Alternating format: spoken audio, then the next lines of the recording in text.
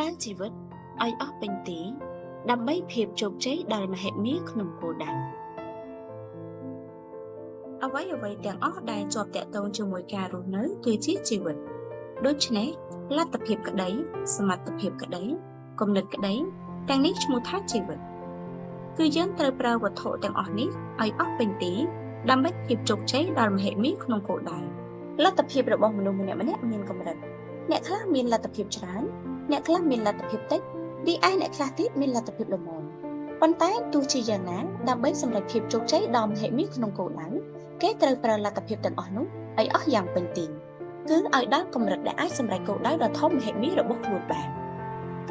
ជាឧទាហរណ៍បុរសម្នាក់មានក្តីស្រមៃចង់បានរថយន្តទំនើបមួយគ្រឿង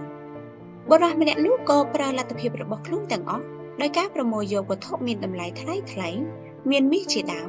ទៅលក់ឬក៏ខំប្រឹងធ្វើការងារយ៉ាងសកម្មដើម្បីបានឡើងតំណែងធំបានប្រាក់ខែខ្ពស់ឬពំនូសោតបុរសនោះមានការក្បិតក្បៀតសន្សំសំចៃមិនហ៊ានចាយវាយផ្ដេសផ្ដាសដើម្បីទិញរថយន្តទំនើបមួយគ្រឿងដែលជាគោលដៅក្នុងក្តីស្រមៃរបស់ខ្លួននេះជាការប្រើលទ្ធភាពទាំងអស់ពេញទីនៃបុរសម្នាក់នោះដើម្បីសម្រេចគោលដៅរបស់ខ្លួនគឺការទិញរថយន្តទំនើបមួយគ្រឿងយកមកជិះសមត្ថភាពគឺជាភាពដែលអាចធ្វើទៅកើតមហាថ្មគុន្ធីបានប្រើយ៉ាងអស់ពេញទីដើម្បីរំដោះជនជាតិឥណ្ឌាឲ្យចេញផុតពីអាណានិគមអង់គ្លេសឲ្យបានជាការពិតណាស់ការប្រើប្រាស់សមត្ថភាពយ៉ាងអស់ពេញទីមហាថ្មគុន្ធីនោះគឺក្នុងអាយុ37ឆ្នាំលោកបានលះបង់អ្វីចោលទាំងអស់មិនចំពោះថាភាពហឺហាក្នុងការរស់នៅក្នុងឋានៈអភិជនឬជាអ្នកមានស្លៀកពាក់ស្អាតបាតនោះទេសូម្បីតែការហូបអាហារក៏លោកលះបង់ចោលដែរគឺលោកជ្រើសរើសហូបតែផ្លែឈើធ្វើជាអាហារតែប៉ុណ្ណោះនេះជាការបញ្ជាក់ថាដើម្បីរំដោះជាតិឥណ្ឌារបស់ខ្លួនឲ្យបានលោកនឹងប្រើសមត្ថភាពឲ្យអស់ពេញទីព្រមទាំងហ៊ានបូជាសូម្បីជីវិតធ្វើយ៉ាងណាឲ្យគោលដៅរបស់ខ្លួនបានសម្រេចគឺការបានរំដោះជាតិឥណ្ឌាឲ្យចេញផុតពីអាណានិគមអង់គ្លេស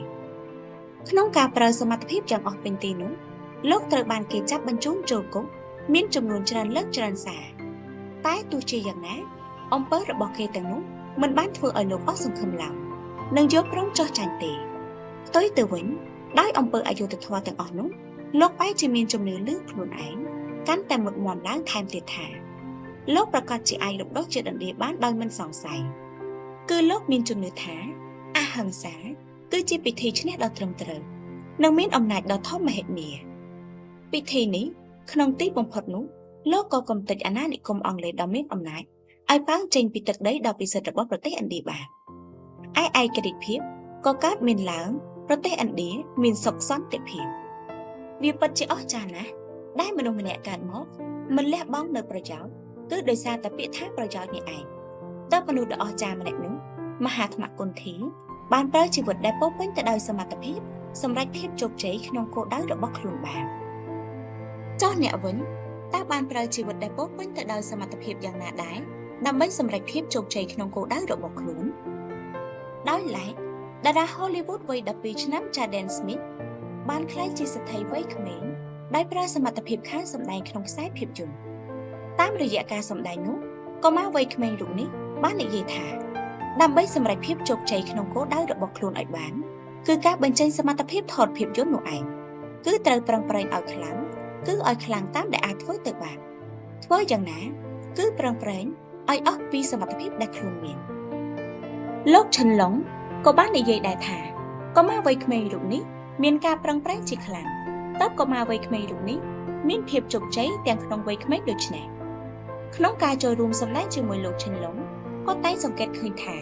Jaden Smith មិនត្រឹមតែមានសមត្ថភាពខាងសម្ដែងតែមួយមុខនោះទេតែគឺថែមទាំងមានឆន្ទៈមោះមុតក្លាហានក្នុងការសម្ដែងឈុតឆាកដែលគួរឲ្យរន្ធត់ទៀតផងហើយក្នុងការសម្ដែងនោះ Jaden Smith បានទទួលប្រាក់តម្លៃខ្លួនប្រមាណជា$90ទៅ$100,000ក្នុងការថតរឿង Karate Kid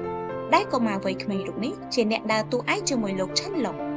ចំនួនទឹកប្រាក់នេះមិនទាន់រាប់បញ្ចូលទឹកប្រាក់បន្ថែម$2លានទៀតដែលខ្លួនទទួលបានពីការលក់សម្បត្តិនៅរោងភាពយន្តនិងកម្រៃការសម្ដែងក្រៅកិច្ចសន្យាផ្សេងទៀតនោះទេមួយវិញទៀតដើម្បីសម្រេចបានភាពជោគជ័យដ៏មហិមាក្នុងគោលដៅគំនិតគឺជាអាវុធដ៏មានប្រសិទ្ធភាពស្ថាបនិកសាជីវកម្ម Sony លោក Akio Morita បាននិយាយថាយើងត្រូវតែមានគំនិតដ៏មានប្រសិទ្ធភាពដើម្បីទម្លាយចូលទៅកាន់ទីផ្សារថ្មីនៃសហរដ្ឋអាមេរិកហើយគំនិតដ៏មានប្រសិទ្ធភាពនោះចាំបាច់ត្រូវតែជាគំនិតខុសប្លែកពីគេជាគំនិតដែលអាចសម្រេចគោលដៅដ៏កំពូលរបស់យើងបានដូចយើងបានស្គាល់ហើយ Sony ជាឈ្មោះផលិតផលល្បីល្បាញមួយដែលនៅគ្រប់ប្រទេសទាំងអស់ក្នុងពិភពលោកហើយស្លាកយីហោនេះបានបង្កើតឡើងដោយលោក Akio Morita ដែលជាមនុស្សមានគំនិតច្នៃប្រឌិតយ៉ាងគួរឲ្យកោតសរសើរលោក Akio Morita ក៏ជាអនុប្រធានសហព័ន្ធអង្គការសេដ្ឋកិច្ចជប៉ុននិងជាសមាជិកក្រុមទំនាក់ទំនងសេដ្ឋកិច្ចជប៉ុននិងសហរដ្ឋអាមេរិកផងដែរហើយដែលត្រូវបានគេស្គាល់ថាជាក្រុមគតិបណ្ឌិតឆ្នាំ1960លោក Akio បានបង្កើតសាជីវកម្ម Sony នៃសហរដ្ឋអាមេរិក Sony Corporation of America ដើម្បីប្រើប្រាស់សក្តានុពលដ៏ធំធេងនៅសហរដ្ឋអាមេរិកពេលនេះលោក Akio Morita បានចាប់ផ្ដើមបង្កើតច្រកថ្មីសម្រាប់ក្រុមហ៊ុនដែលលោកមានបទពិសោធន៍និងចក្ខុវិស័យ Akio Morita ដឹងថាក្រុមហ៊ុនរបស់ខ្លួនគួរមានបន្ទប់តាំងបង្ហាញផ្ទាល់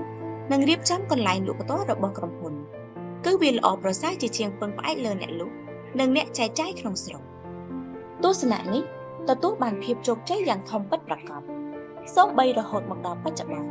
ការរៀបចំការលក់របស់ក្រុមហ៊ុន Sony ក៏នៅតែបន្តអនុវត្តតាមគោលគំនិតនិងទស្សនៈរបស់លោក Akio Morita ជាដដែលគឺដោយសារតែគំនិតដ៏មានប្រសិទ្ធភាពរបស់លោក Akio Morita ទៅក្នុងរយៈពេល10ឆ្នាំបន្ទាប់ទីផ្សារសម្រាប់ផលិតផល Sony រីកសាយភាយពីពេញទូទាំងសហរដ្ឋអាមេរិកព្រោះហេតុផលដូច្នេះគំនិតជាអាវុធដ៏មានប្រសិទ្ធភាពដែលអាចសម្រេចបាននូវជោគជ័យដ៏មហិមាក្នុងគោលដៅ